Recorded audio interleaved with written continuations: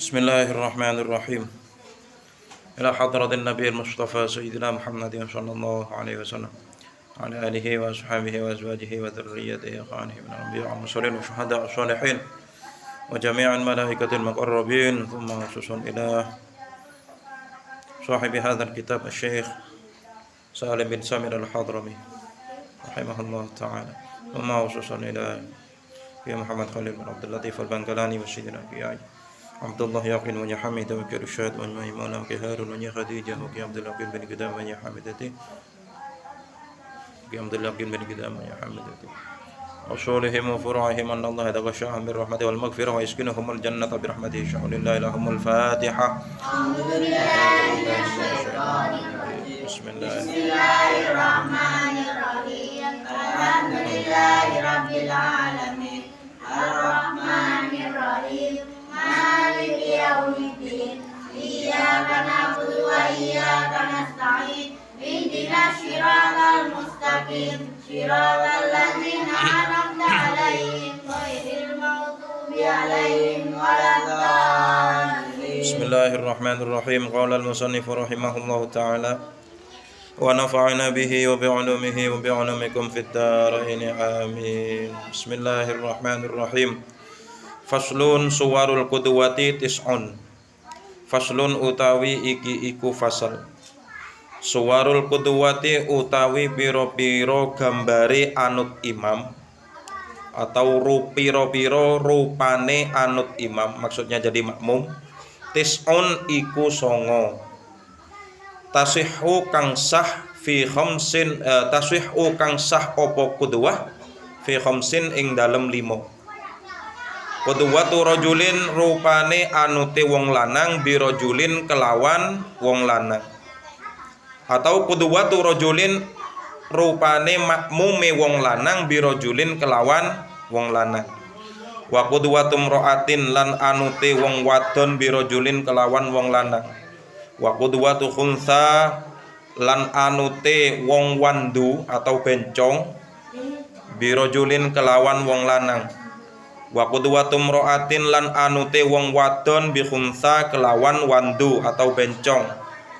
Wa qudwatum ro'atin lan anute wong wadon bimro'atin kelawan wong wadon. Wa tabtulu lan batal apa qudwah fi arba'in ing dalem 4. Qudwatu rajulin rupane anute wong lanang bimro'atin kelawan wong wadon atau makmume wong lanang bimro'atin kelawan wong wadon. Wa qudwatu rajulin lan anute wong lanang makmume wong lanang bi khunsa kelawan bencong. Wa qudwatu khunsa lan anute bencong bimro'atin kelawan wong wadon. Wa qudwatu khunsa lan anute bencong bi khunsa kelawan bencong. Jadi ini disebutkan macam-macam menjadi makmum. Maksudnya bukan macam-macam, contoh ya, contoh menjadi makmum ya, itu ada 9. Contohnya itu ada 9. Jadi contoh-contoh menjadi makmum itu ada 9. Tasihhu fi khamsin. Yang sah itu ada 5. Yang enggak sah itu ada 4. Jadi makmum itu sah, makmum itu apabila 5 ini mengikuti 5. Ada 5 perkara yang membuat makmum itu sah. Ya. Dan ada 4 perkara makmum ini enggak sah. Berarti ada 9 semuanya. Apaan yang 5 itu yang sah itu? Yang pertama yaitu qudwatu rajulin bi rajulin. Yaitu makmumnya orang laki-laki kepada orang laki-laki. Artinya orang laki-laki bermakmum kepada orang laki-laki. Makmumnya laki-laki, imamnya laki-laki, itu sah sholat berjamaah. Itu sah sholat berjamaah. Dah. Kemudian yang kedua yang sah sholat berjamaah makmumnya wa qudwatum ro'atin bi rajulin. Makmumnya orang perempuan terhadap orang laki-laki. Jadi kalau misalnya imamnya laki-laki, makmumnya perempuan, sah.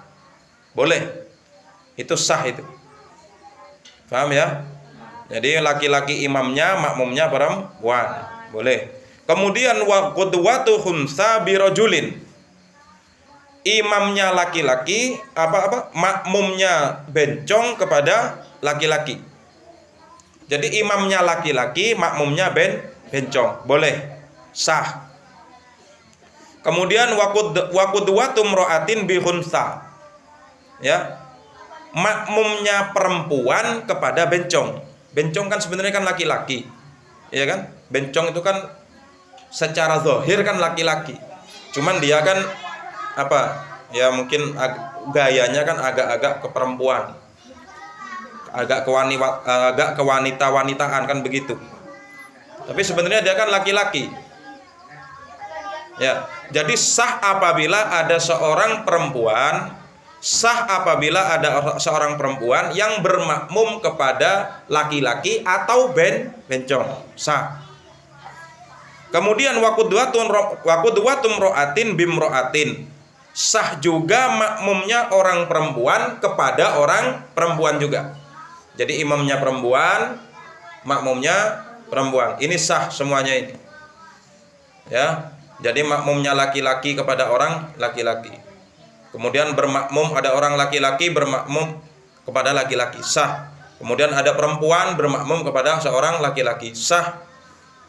Kemudian ada bencong bermakmum kepada laki-laki, sah. Ada perempuan makmum kepada bencong, sah. Perempuan makmum kepada perempuan, sah. Berarti 5 yang sah. Kemudian watabtulu fi arba'in, batal sholat berjamaah itu makmumnya, ya, itu ada 4. Batalnya seorang makmum itu ada 4. Ya. Tadi yang sah ada 5, sekarang yang batal ada 4. Apaan yang 4 itu? Qudwatu rajulin bimro'atin, makmumnya orang laki-laki kepada perempuan, batal, gak sah. Jadi kalau misalnya ada seorang laki-laki bermakmum kepada seorang wanita, nggak boleh. Artinya imamnya perempuan, makmumnya laki-laki, nggak boleh, nggak sah, ya, nggak sah. Kemudian waqudwatu rajulin bihunsa, ya, makmumnya seorang laki-laki kepada bencong, nggak boleh. Ada bencong meskipun fasik, gak boleh jadi imam, gak boleh jadi imamnya laki-laki. Kalau bencong imamin perempuan boleh, tapi kalau bencong imamin laki-laki gak boleh. Paham ya? Gak boleh. Ya apa pas nanti pas? Bismillahirrahmanirrahim. Kayak bencong-bencong itu kan. Jadi gak sah Jadi gak sah makmumnya seorang laki-laki kepada bencong, walaupun sama-sama laki-laki. Bencong kan laki-laki, ya, tapi sifatnya keperempuan, lebih banyak keperempuan tuh, tapi nggak sah, ya, nggak sah. Kemudian waqudwatu hunsa bimro'atin, tidak sah apabila bencong bermakmum kepada perempuan, nggak boleh, ya. Jadi ada bencong, imamnya perempuan, makmumnya bencong, nggak boleh. Juga yang terakhir waqudwatu hunsa bihunsa, bencong makmum kepada bencong, nggak boleh, nggak sah. Ya, sama-sama bencong, ada 2 orang bencong sholat berjamaah, imamnya bencong, makmumnya bencong, nggak sah, rusak sholatnya, nggak sah. Jadi seorang makmum itu yang sah itu ada 5, yang nggak sah ada 4. Ya, jadi seperti itu. Makanya bencong nggak boleh jadi imam tuh, nggak boleh. Oke, sekarang masuk ke bab syarat-syarat jamak takdim. Ya, bismillahirrahmanirrahim. Faslun, utawi iki iku fasal. Syurutu jam'it takdimi, utawi piro-piro syarate jamak takdim, arba'atun iku 4. Al-bada'atu bil ula, rupane miwiti kelawan kang awal.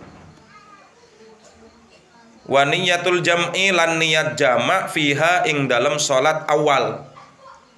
Wal muwalatu, lan nuli-nuli bainahuma ing dalam antarane salat loro, wa dawamul uzri lan langgenge uzur. Wes ini jamak takdim. Ntar lagi saya jelasin apa itu jamak takdim.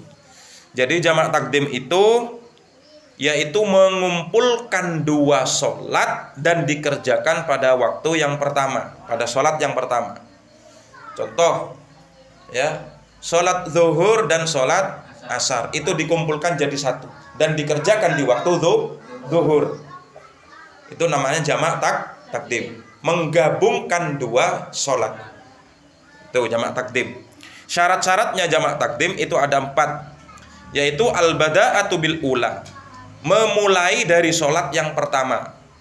Ya, misalnya antara zuhur sama asar itu dahuluan mana? Oh, ternyata lebih dulu zuhur, berarti dikerjakan di waktu zuhur. Antara maghrib dan isya duluan mana? Duluan maghrib, berarti dikerjakan di waktu maghrib. Tuh maksudnya yang sholat yang pertama. Harus memulai dari sholat yang pertama, syaratnya.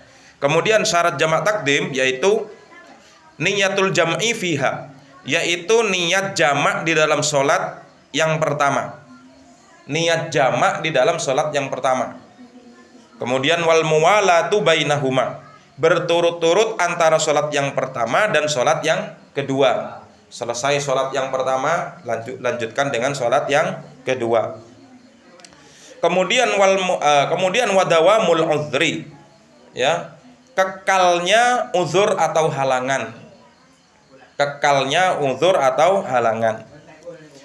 Wes, jadi yang dimaksudkan dengan jamak takdim yaitu mengumpulkan dua sholat yang dikerjakan pada awal waktu sholat yang pertama. Ya, jadi seperti itu. Sholat yang bisa dijamak, ya ini penting ya. Sholat yang bisa dijamak adalah zuhur dengan sholat asar. Jadi zuhur dan sholat asar itu bisa dijamak, bisa dikumpulkan. Kemudian sholat maghrib dan sholat isya. Subuh nggak bisa, karena subuh cuma 2 rakaat. Nggak bisa kalau subuh. Jadi yang bisa itu zuhur digabung dengan sholat asar, maghrib digabung dengan sholat isya. Tuh. Ya. Wes. Kemudian syaratnya lagi sholat jamak takdim. Misalnya saya kasih contoh, kita bepergian jauh, ya, agar tidak mengganggu ke bepergian kita, maka kita diperbolehkan untuk jamak takdim. Untuk jamak, misalnya zuhur dengan asar dilakukan di waktu zuhur, namanya jamak takdim. Berarti harus dilakukan pada waktu zuhur. Ya. Jadi niat jamak sholat zuhur dengan asar sekaligus, zuhur dengan asar 4 rakaat. Yang 2 rakaat, sholat 2 rakaat untuk sholat zuhurnya, kemudian berdiri lagi, sholat 2 rakaat untuk sholat asarnya. Nanti waktu asar gak usah sholat lagi, karena sudah dijamak, dikumpulkan di waktu zuhur tadi. Sampai di sini paham nggak? Ya, misalnya saya juga perjalanan jauh, ya, mau sholat maghrib dan isya. Kemudian mau sholat maghrib, di perjalanan nyampe perjalanan sholat maghrib. Nanti di tengah perjalanan biar nggak sholat lagi, dijamak itu sholatnya antara maghrib dan isya. Ya, jadi sholat isya di waktu maghrib itu namanya jamak takdim. Paham ya? Ya. Jadi seperti itu. Syarat-syaratnya seperti itu.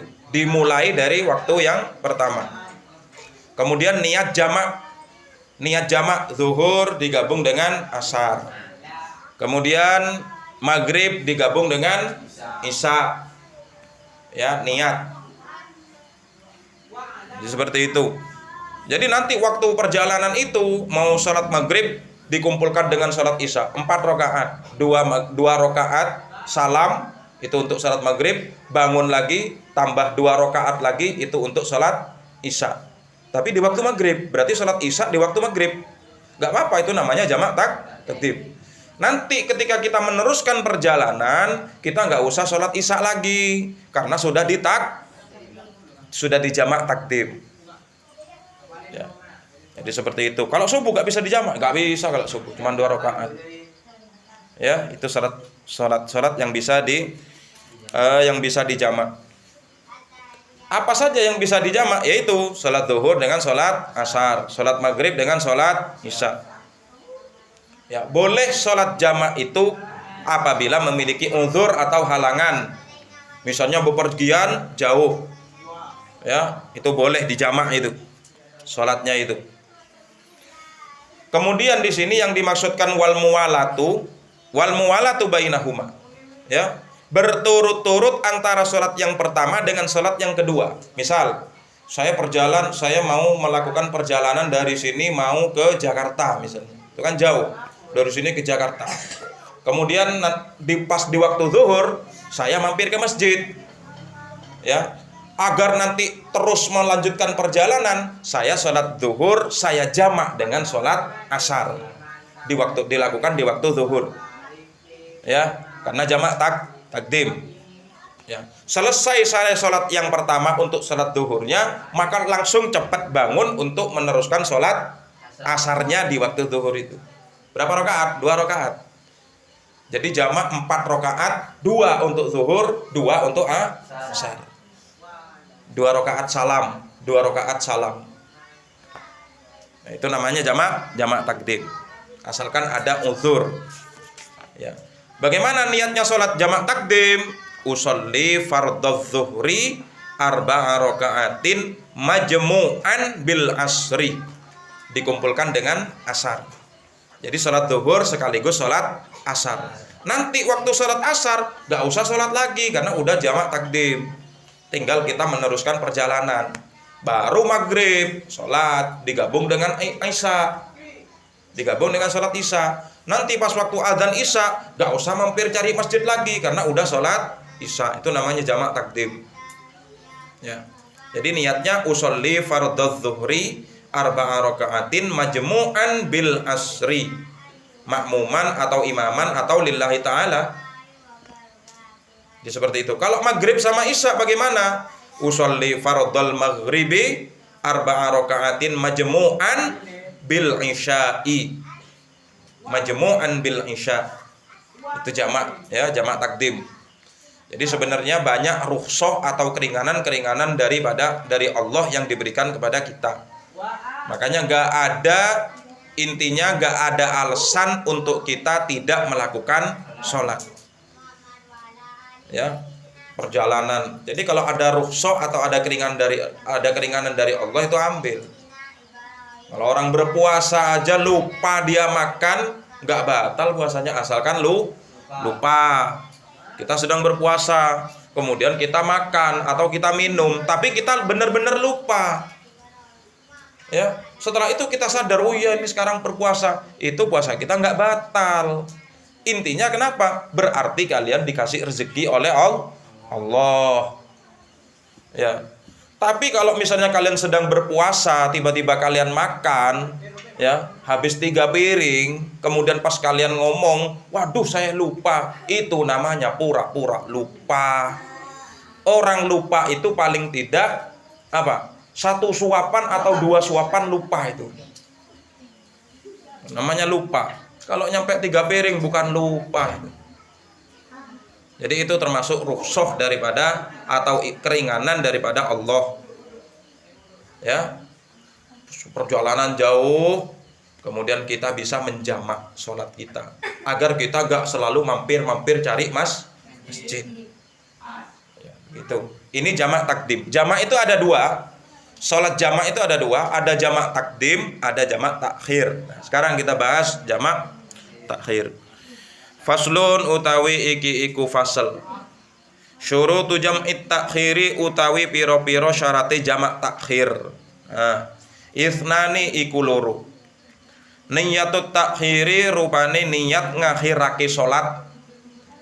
Waqad bagiyalan teman-teman tetep min waktil ula saking waktu salat kang pertama ma opo perkara yasauha kang amot opo ma ha ing salat ula, salat yang pertama.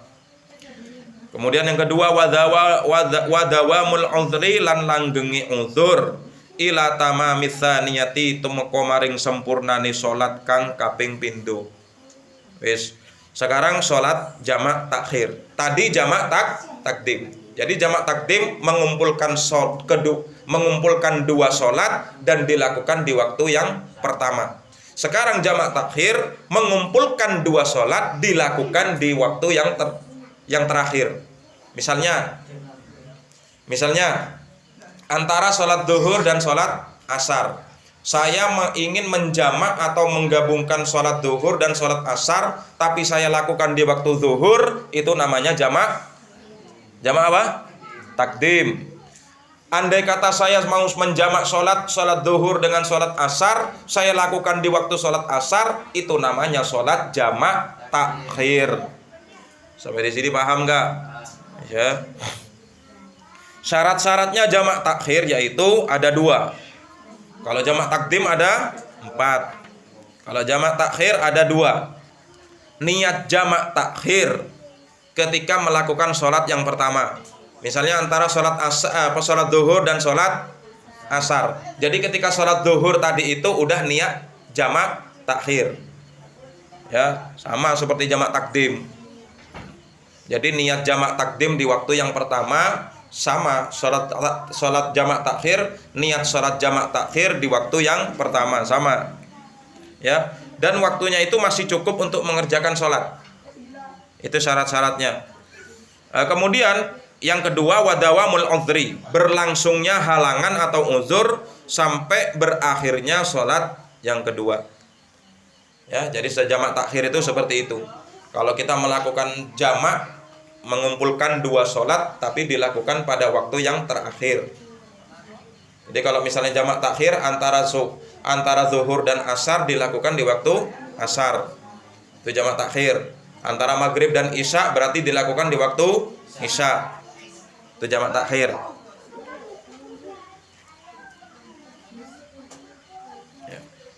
Niat jamak takhir itu bagaimana niat jamak takhir? Usolli fardhol asri arba'a raka'atin majmu'an bizuhri. Ya. Usolli fardhol asri arba'a raka'atin ma'muman bizuhri. Majmu'an bizuhri, dijamak dengan zuhur. Ya, jadi kalau misalnya kita bepergian jauh, kalau dari sini bepergiannya dari sini ke Surabaya boleh jamak. Dari sini ke Madura boleh jamak, nggak apa-apa. Bisa kalian jamak takdim atau jamak takhir. Ya. Kalau misalnya kita nanti perjalanan dari sini ke Jakarta, tapi kita nggak usah jamak-jamak. Tiap kali ada masjid waktu sholat kita berhenti, sekalian kita istirahat. Ya nggak apa-apa. Ini cuma hanya keringanan dari Allah. Bagi orang yang bepergian jauh boleh menjamak agar enggak apa? Tidak berhenti terus, agar segera nyampe ke tujuan. Ini maksudnya seperti itu. Ya. Sekarang tentang masalah qashar ya. Bismillahirrahmanirrahim. Faslun utawi iki iku fasal. Syurutul qasri utawi biro-biro syaratik salat qashar. Ngeringkes salat. Sabatun iku 7. Antakuna yento ono safaruhu opo lumakune wong, perjalanane wong, marhalataini iku 2 marhalah. Wa iyakuna lan yento ono opo safar mubahan iku wenang. Wal ilmu lan weruh bijawazil qasri kelawan wenange salat qashar. Wa niyatul qasri lan niat qashar indal ihrami ing dalam tatkalane takbiratul ihram. Wa iyakuna sholatu lan yento ono opo salat rubaiyatan iku bangsa 4 rakaat. Wa dawamus safari lan langgenge lelungan atau perjalanan ila tamamiha tumeka maring sempurnane salat. Wa alla yaktadiya lan yento ora anut ora makmum sapa wong bimutimmin kelawan wong kang nyempurnaake salat fi juz'in ing dalam bagian min salatihi saking salate wong. Sekarang nyampe syarat-syarat mengqashar salat. Syarat-syarat mengqashar salat. Barusan kita sudah membahas tentang masalah jamak, bahwasanya sholat jamak itu ada dua, ada jamak takdim, ada jamak takhir. Wis. Kemudian sekarang membahas tentang mengqashar sholat. Maksudnya mengqashar sholat yaitu ya sholat qashar yaitu meringkas sholat, meringkas jumlah rakaat sholat. Misalnya sholat zuhur itu ada 4 rakaat tapi disingkat bisa menjadi 2 rakaat. Sholat asar 4 rakaat disingkat menjadi 2 rakaat. Sholat isya 4 rakaat disingkat jadi 2 rakaat. Itu syarat-syaratnya apa saja? Boleh nggak begitu? Boleh. Tapi kalau misalnya kita di rumah, kita lagi nyantai, ya kembali lagi ke tentang masalah jamak, baik jamak takdim atau jamak takhir. Misalnya kita sedang di rumah, kita payah, kita lelah, kita capek, kemudian di waktu zuhur kita pengen tidur, ya karena males-malesan, niat jamak takdim sholat zuhur dijamak dengan sholat asar, agar nanti tidurnya terlelap tembus sampai maghrib. Nggak boleh, karena kita tidak memiliki uzur, kita tidak memiliki halangan, nggak boleh. Begitu juga sholat qashar. Jadi qashar itu juga ada syarat-syaratnya. Ya, sholat zuhur 4 rakaat tapi di qashar bisa menjadi 2 rakaat. Artinya sholat zuhur 2 rakaat. Kenapa? Karena sholat qashar boleh, tapi itu ada syaratnya. Kalau kita sedang ada di rumah, nggak boleh kita mengqashar sholat. Sholat 2 rakaat zuhur. Kamu sholat apa? Sholat zuhur. Kok cuma 2 rakaat? Oh, kan diqashar, nggak boleh. Karena kita nggak memiliki uzur. Syaratnya apa saja syaratnya? Yaitu antakuna safaruhu marhalatain. Yaitu syarat-syarat diperbolehkannya mengqashar sholat itu ada 7. Yang pertama yaitu jarak bepergian, ya jarak bepergian seseorang itu mencapai 2 marhalah. Maksudnya 2 marhalah apabila dijadikan meter di sini kurang lebih 89 km perjalanan. Kurang lebih pokok 80 lah. Ya, 80 perjalanan, 80 km. Kalau misalnya kita melakukan perjalanan, contoh dari sini mau ke Bandung, dari sini mau ke Lombok, boleh kita mengqashar sholat karena jaraknya lebih dari 80 km. Ya, melakukan perjalanan dari sini kemana? Ke Jember, ya nggak boleh. Jarak antara dari sini ke Jember paling 30 kilo, nggak sampai 80 kilo, nggak boleh kita mengqashar sholat. Jadi yang diperbolehkan seseorang mengqashar sholat apabila orang itu melakukan perjalanan yang jauhnya sampai 80 km. Dari sini ke Surabaya, dari sini ke Ponorogo, dari sini ke Blitar, dari sini ke Jawa Tengah, boleh qashar sholat. Sholat zuhur 4 rakaat bisa menjadi 2 rakaat. Kemudian syarat yang kedua. Syarat yang kedua yaitu wa ayyakuna mubahan. Perjalanannya itu bukan karena maksiat, karena ada urusan penting. Misalnya saya mau ke Bandung, mau ngapain? Saya mau silaturahmi ke rumah nenek saya misalnya di situ. Boleh. Saya mau ke Bandung, mau ngapain? Saya mau merampok di sana. Berarti kan intinya kan niat untuk maksiat, enggak boleh mengqashar sholat. Enggak boleh mengqashar sholat. Saya mau ke Surabaya, mau ngapain? Mau nyolong, enggak boleh. Ya. Karena niatnya niat maksiat. Kemudian yang ketiga yaitu wal ilmu bijawazil qasri. Mengetahui diperbolehkannya mengqashar sholat. Kemudian yang keempat yaitu niat qashar sholat ketika takbiratul ihram. Jadi ketika takbiratul ihram misalnya sholat zuhur, niat qashar ketika sholat takbiratul ihram sholat zuhur. Niat qashar. Kemudian yang kelima yaitu sholat yang diqashar harus sholat yang 4 rakaat.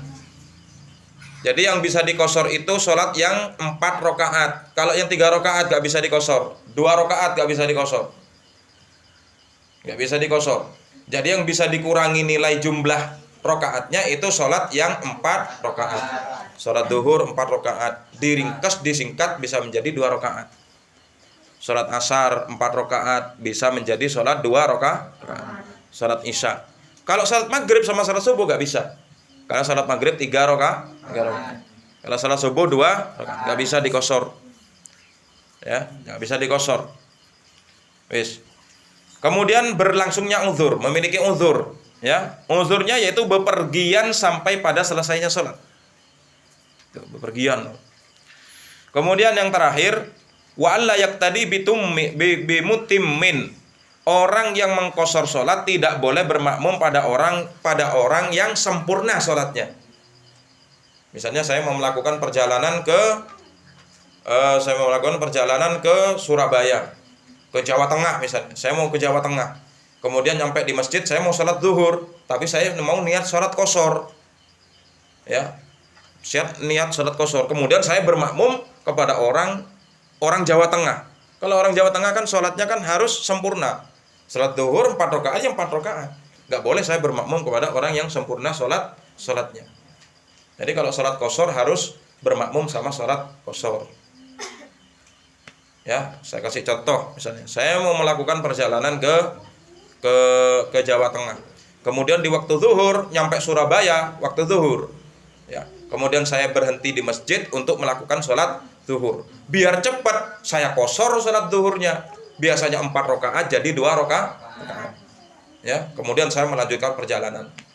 Kemudian nyampe Ponorogo misalnya, atau nyampe Blitar, atau nyampe mana, masuk waktu asar. Saya turun lagi untuk sholat asar. Saya kosor lagi itu sholat asar 4 rakaat jadi 2 rakaat. Kosor. Kalau nggak mau bolak-balik seperti itu, ya jamak tadi. Jamak takdim atau jamak takhir. Ya, karena ini termasuk rukhsah atau keringanan dari Allah. Ya, kalau ada keringanan dari Allah, kenapa nggak kita ambil? Ambil aja itu keringanan dari Allah, agar kita nggak susah payah, nggak capek-capek. Ya. Makanya perbedaan antara kencing sama apa? Sama air mani. Kencing sama air mani atau sperma. Kalau air kencing itu najis. Sperma atau mani atau peju itu enggak najis, suci. Biar tahu sekalian. Jadi perbedaan sperma, kalau sperma itu suci, kalau air kencing najis. Tapi kenapa apabila seseorang keluar air sperma itu kok diwajibkan mandi? Kok diwajibkan mandi junub? Kenapa? Padahal sperma suci. Kemudian kenapa orang yang kencing, padahal kencing itu najis, kenapa gak diwajibkan mandi? Ini syariat bagaimana, kan begitu kata orang. Ya kan? Sekarang begini, orang mengeluarkan air kencing, ya. Coba orang mengeluarkan air kencing itu najis. Ya kan? Dan manusia itu gak diwajibkan mandi junub apabila dia selesai kencing. Kenapa? Karena kalau seandainya tiap kencing itu harus mandi, maka berapa kali kita masuk ke kamar mandi untuk mandi junub karena kencing. Apalagi sekarang musim dingin. Umpama 1 hari kita 50 kali masuk ke jeding, berarti 50 kali kita mandi. Berarti susah payah kita itu. Ya kan? Yuridullahu bikumul yusra wala yuridu bikumul usra. Allah menghendaki kalian itu kepada sesuatu yang mudah, dan Allah tidak menghendaki sesuatu yang berat, yang sulit, yang susah. Makanya orang kencing gak wajib mandi junub. Ya kan? Nah, sebaliknya kalau orang mengeluarkan air mani, orang mengeluarkan sperma, kenapa kok harus mandi junub? Katakan sperma kan suci. Kenapa kok harus mandi junub? Nah, orang mengeluarkan sperma itu nggak sering, kecuali pengantin baru. Kalau pengantin baru semalam bisa 3 kali. Iya kan? Semalam bisa 3 kali mengeluarkan air sperma, tapi bisa selesai dengan cara mandi junub 1 kali cukup. Dan air sperma itu bisa ditahan. Coba air kencing ditahan. Justru kalau kencing itu dikeluarkan, lega nggak? Lega, karena kencing itu penyakit, jadi harus dikeluarin. Tapi kalau sperma kan nggak harus dikeluarin. kecuali darurat. Iya kan? Makanya sperma itu bisa keluar baik dengan sengaja maupun tidak nggak sengaja. Tapi kalau kencing, sengaja gak sengaja tetap dia mau keluar. Hah? Itu rukhsah daripada Allah, keringanan daripada Allah. Sholat bepergian jauh, boleh sholat jamaah, boleh mengqashar sholat, itu keringanan dari Allah. Ambil, lakukan, boleh. Juga yang tadi kencing gak diharuskan mandi, itu juga keringanan dari Allah. Sama seperti perempuan yang haid. Orang perempuan yang haid ya tidak diharuskan mengqadha sholatnya. Tidak diharuskan mengqadha sholatnya. Repot kalau orang perempuan haid kemudian harus mengqadha sholatnya yang tertinggal selama haid. Haid selama 1 minggu, berarti selama 1 minggu dia harus mengqadha sholat, berat. Tapi yang wajib diqadha adalah puasa. Makanya ada orang kok bisa orang perempuan haid sementara yang puasanya wajib diqadha tapi sholatnya nggak wajib diqadha, padahal kan pentingan sholat. Padahal nanti yang dihisab pertama kali manusia adalah sholat. Nah itu keringanan dari Allah. Kalau seandainya itu nanti ada perempuan yang haid, dia harus wajib mengqadha sholatnya, susah, repot bagi orang perempuan. Kalau cuma mengqadha puasanya, puasa di bulan Ramadan, haid di bulan Ramadan, akhirnya dia nggak berpuasa selama 1 minggu. Mengganti puasa itu jangkanya 1 tahun. Paham nggak maksudnya? 1 tahun mau diganti, diqadhain kapan saja boleh, asalkan nggak ketemu bulan Ramadan lagi. Waktunya banyak untuk mengqadha puasa. Tapi kalau mengqadha sholat susah bagi perempuan. 1 hari 5 waktu. Sementara nggak sholat 7 hari selama 1 minggu karena haid, diganti semuanya, repot. Iya kan? Yuridullahu bikumul yusra. Allah menghendaki kalian kemudahan.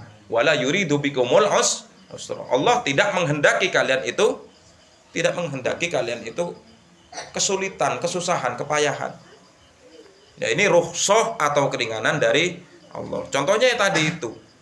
Orang yang berpuasa lupa dia itu makan. Tapi kalau lupa ya nggak apa-apa. Batal sholatnya, batal puasanya ya nggak batal, namanya juga lupa. Ya kan? Wis.